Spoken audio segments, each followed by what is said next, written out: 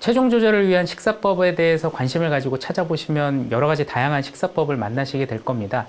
식사법의 선택에 있어서 가장 중요한 것은 다양한 방법이어야 한다는 것입니다.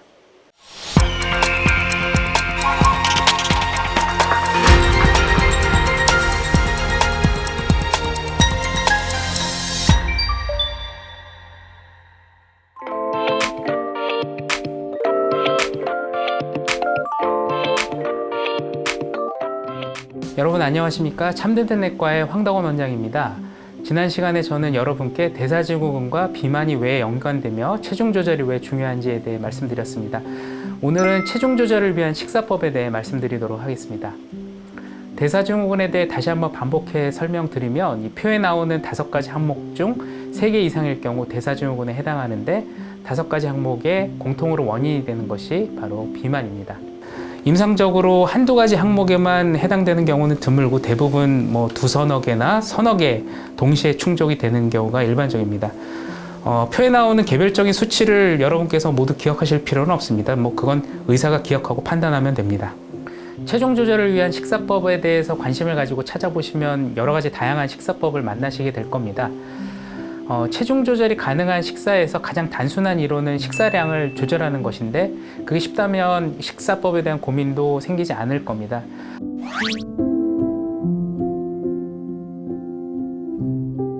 식사량과 식사하는 음식을 조절하는 종류를 조절하는 것이 가장 기본이지만 습관을 바꾸는 것이기 때문에 어렵고, 그래서 체중 조절 식사법 중 관심을 많이 받는 것들은 식사량이나 식사의 종류에 구애받지 않으면서도 체중 조절이 가능하다고 소개되고 있는 방법들입니다.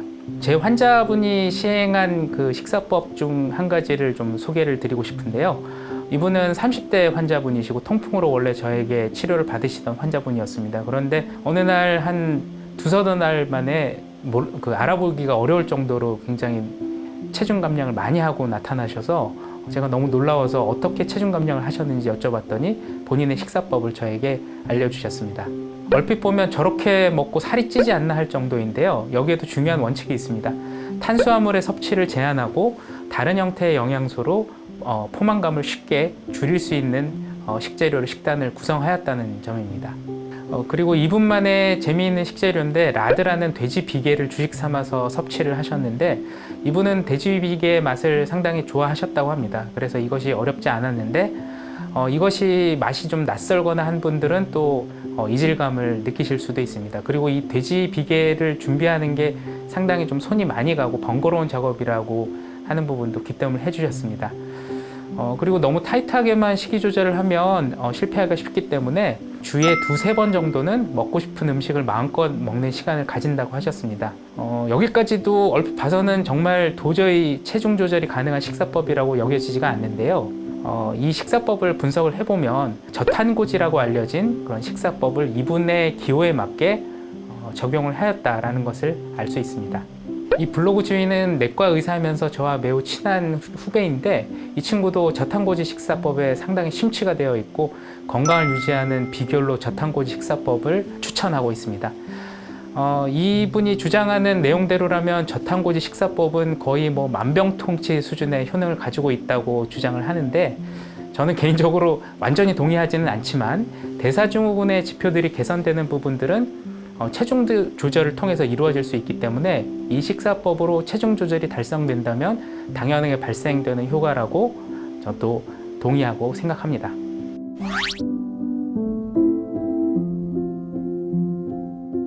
앞서 소개드린 2가지 식사법은 키토제닉이라고 하는 저탄고지 식사법인데, 키토제닉이라는 뜻은 탄수화물을 절제하고 고지방식을 할 때 몸에서 케톤이라는 물질이 발생하게 됩니다. 원래 이 키톤은 몸에서 생겨나서는 안 되는 물질인데요. 이 식사법이 성공하기 위해서는 키톤이 발생할 정도로 음식 조절이 뒷받침돼야 한다는 의미입니다. 방금 말씀드린 것처럼 우리 몸에 있어서는 안 될 물질이 생성되는 것이 과연 올바른 식사법이냐 하는 거에 대해 여러 논쟁이 있어 왔고, 한 번쯤은 들어보셨을 간헐적 단식이라는 식사법도 효과를 많이 본 분들이 계시지만 생활의 방식 자체를 뜯어 고치는 식사 시간의 조절이 어렵고요. 그리고 세 끼니를 꼬박 챙겨 드셔온 분들은 실행을 했을 때 일시적인 위장장애를 초래할 수 있어서 의학계에서 이에 대한 지적이 있어 오기도 했습니다. 구석기에 섭취했던 식단으로 돌아가서 우리 몸이 설계된 대로 식사해야 된다는 주장이 있었고, 이것을 팔레오 다이어트라고 부르면서 몇 해 전에 서양에서 유행한 적도 있었는데, 이는 재미있게도 식단을 준비하기 위해서 많은 비용이 들고요. 주식이 쌀 문화인 우리 문화에서는 식단을 준비하고 유지하는 것이 너무 생소하고 어려운 단점이 있었습니다. 여기에 소개하지 않는 여러 가지 다양한 식사법이 있지만 굳이 소개하지 않는 이유는 위에 세 가지 방법이든 위에서 소개하지 않듯 사람의 생김새가 각각 다르듯이 이 식사법도 맞는 사람이 있고 맞지 않는 사람이 있습니다. 맞지 않는 사람이라면 아무리 좋은 방법이라도 하나마나하기 때문에 시간 낭비가 되어버리고 말 것입니다. 결국 가장 좋은 식사법은 나에게 가장 편하고 효과적인 식사법인데 처음부터 이걸 찾기는 어렵습니다. 그래서 남들이 행해봤고 효과가 있다고 알려진 여러 가지 방법들을 우리는 다양하게 시도해보고 그 안에서 나에게 맞는 방법을 찾아가는 것이 필요합니다.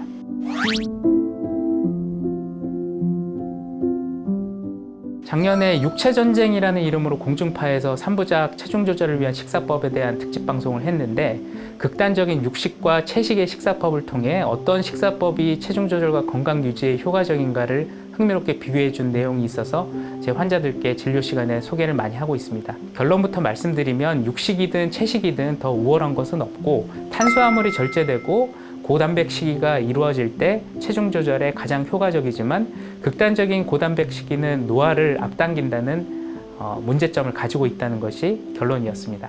따라서 저는 체중 조절을 위해 지속 가능하면서도 건강을 유지하는 데 지장이 없는 가장 효율적이고 중요한 식단은 당뇨 식단이라고 생각합니다.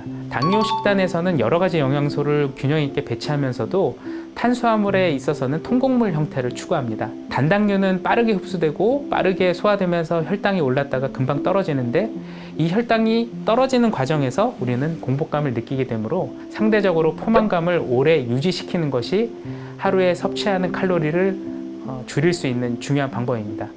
탄수화물을 통곡물 형태로 섭취하게 되면 실제 칼로리에서는 단당류 섭취에 비해서 크게 차이 나지는 않지만 서서히 흡수되고 서서히 소화되는 과정에서 혈당의 피크도 마찬가지로 서서히 올랐다 서서히 떨어지기 때문에 공복감을 상대적으로 덜 느낄 수 있고, 지방의 경우는 적정한 양을 꼭 섭취해야 되는데 포만감을 유지시키는데 칼로리가 중요하고 지방은 단위 용량당 칼로리가 높기 때문에 적절한 지방의 섭취가 중요합니다.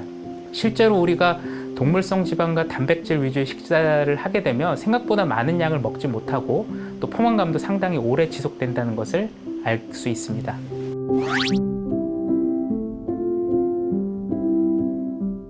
우리가 왜 살이 찌게 되는지, 그리고 한번 찐 살이 왜 다시 빠지기 어려워 우리를 괴롭히는지 생각해 보게 됩니다.